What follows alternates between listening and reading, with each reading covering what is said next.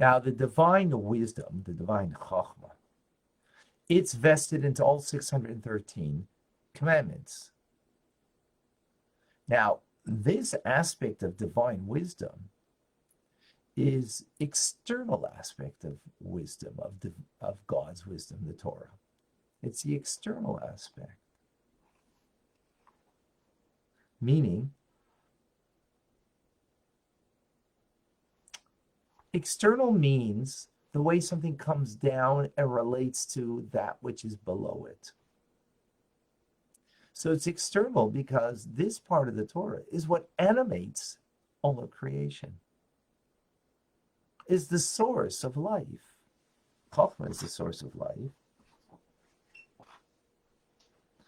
right? And that's external, meaning Chokhmah is there as extended towards something, serving something. It's serving life.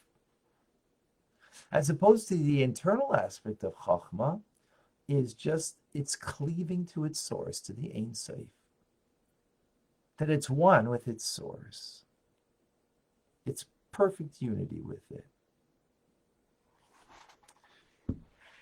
So with this then we can understand what it means external, internal. External means, again, the way it relates outside of itself. So Chokhmah, it relates outside of itself. It's the source, divine wisdom, which is the Torah, is the source of life in creation. It's the source of creating life, which is amazing. But that's external. What's the internal aspect of Chokhmah? It is one with its source, with the Ein Sof, with the limitlessness of God. So with this, now we can understand an interesting idea. We quoted a verse in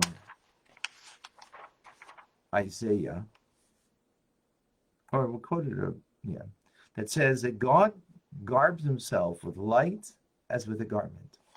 He wraps himself with light inside of a garment.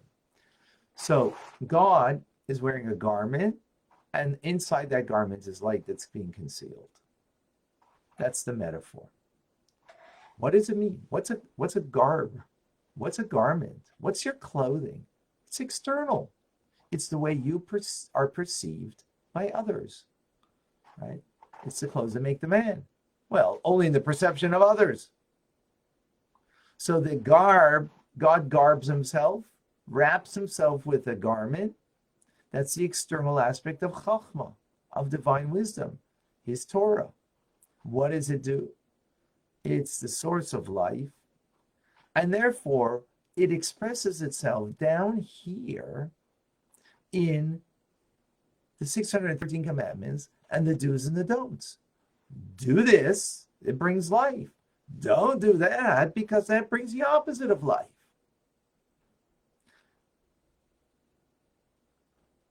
And therefore, we heed what the Torah tells us to do. That's the garb that God dresses himself, figuratively speaking, that we have access to down here, because that is the divine wisdom, the external aspect of divine wisdom, that animates life down here. And that's animated by the fact that you do a mitzvah that brings life to you and in this world. And of course, the opposite brings the opposite of life, which is klipa, sitracha, the negativity that we bring, destructive force of God, of klipa, of the shell that covers over, and when we don't follow what we're supposed to. But then there is the light that's contained inside of it. The light that's contained inside of it is also Chokhmah, but it's the internal aspect of Chokhmah. Meaning Chokhmah, the way it is, bound up with its source, not its function. Its function is creating life by the do's and the don'ts of the 613 commandments. But the internal aspect of Chokhmah, that light that is the garment is covering over is the aspect of Chachma, the way it cleaves to its source. Which means how every mitzvah we do brings us not just life that's external, but brings us to cleave to the Ein Sof, to be bound up in a perfect unity with God Himself. That's the innermost aspect. And that is what the Kabbalists bring to the table. The prophets brought the divine wisdom, the external divine wisdom of the do's and the don'ts. And that's why prophets were there rebuking us. You should do this, don't do that. Because one, when you do the right thing that God needs from you, you bring life. When you do the wrong thing, you bring the opposite of life. Comes the Kabbalists and add another dimension. It's not merely about life, and this is the vehicle to have life, but it's about an attachment. It's about light. That this mitzvah that you're doing is a light of God that brings you an attachment to God as an end in itself, period. And that's what the Kabbalists introduced through their teachings to the Jewish people, that we can have an innermost dimension of the Torah, teachings of Hasidus, of Tanya, that allows us an attachment to God. Of course, it brings life at the same time. But the attachment is the internal intent, a deeper one. And that's what the Kabbalists introduced to the Jewish teachings of the Torah.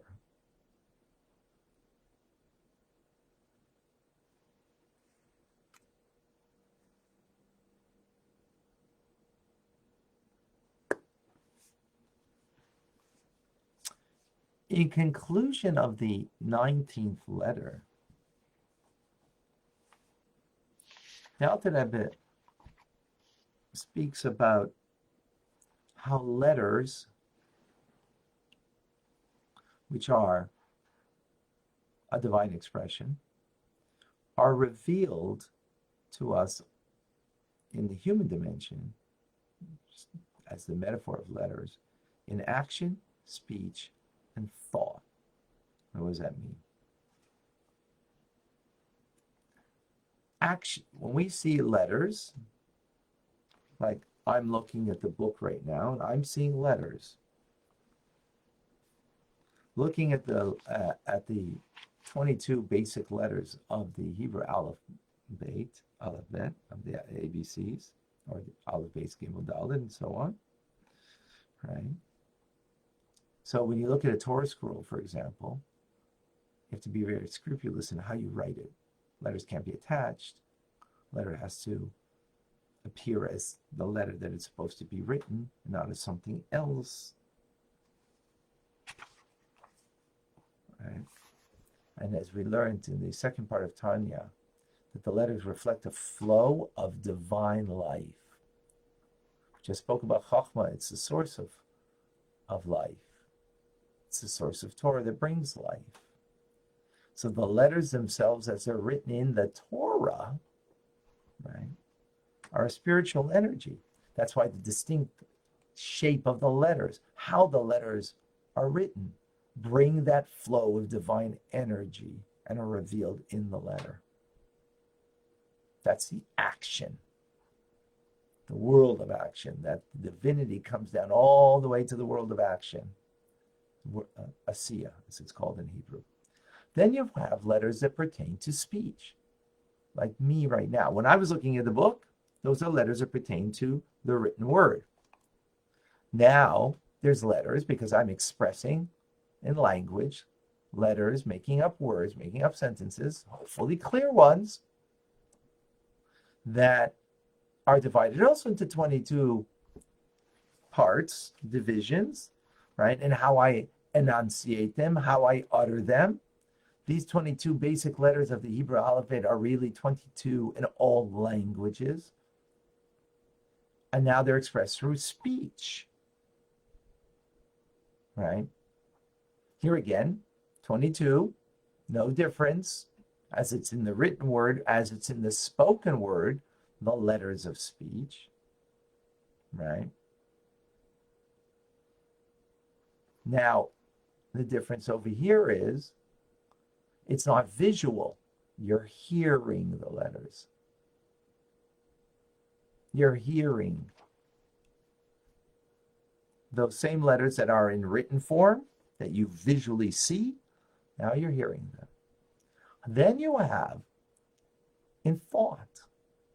And in thought, you could have letters in 3 different types. Well, in thought, you can have visual because I'm thinking what I'm seeing, right? So that's the action in thought.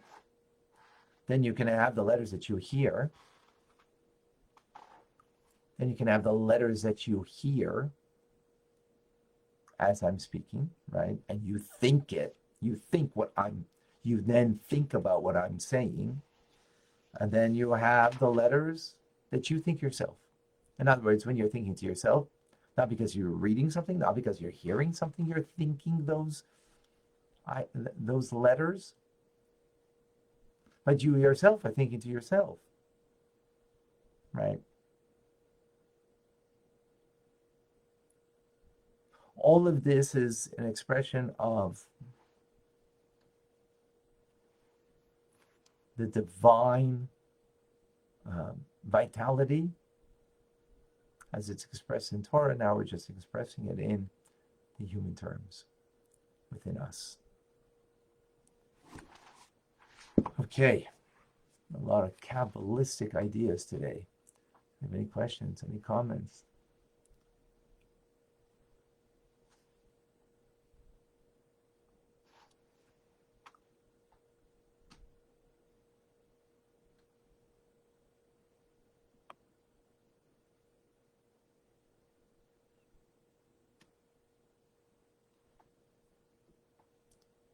I don't see any questions.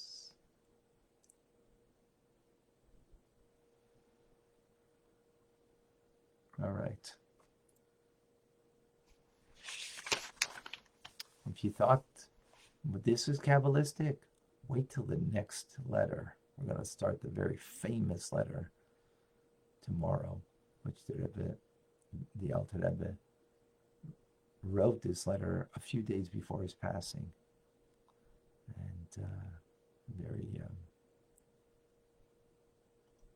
powerful. Okay. All right, folks. Wishing everybody an amazing year. It's going to be a good year. Make it sweet, folks.